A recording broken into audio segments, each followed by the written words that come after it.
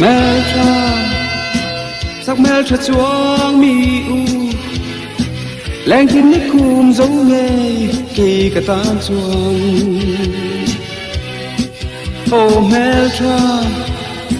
anh sắc muốn trôi cho mồ sang ngang lối nó vui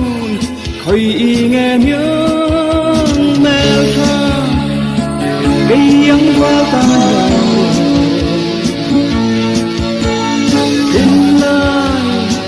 đam nan nghe trả na mây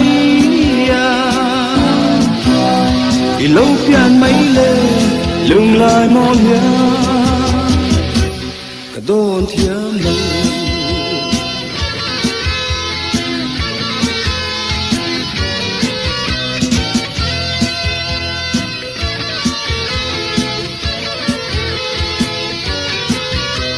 mẹ cha sắc mẹ mỏi cho gì ít thiên lái chung ril po tuy ang đâm xe ô par môi izu thấm lại rim tuy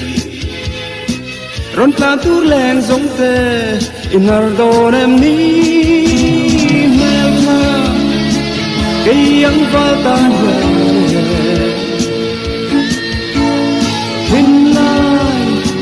đam nan nghe trả na mây lâu phiền mấy lên lung lại một nhà cả đồn thiêm lâu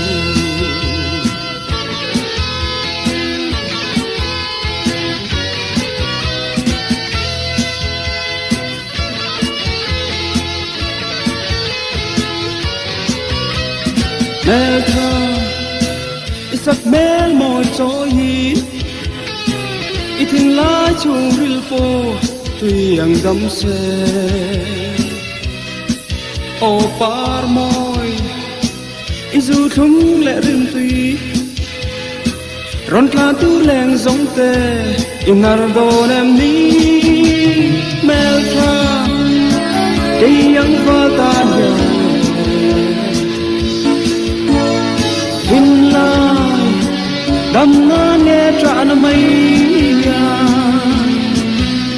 thì lâu phiền mấy lên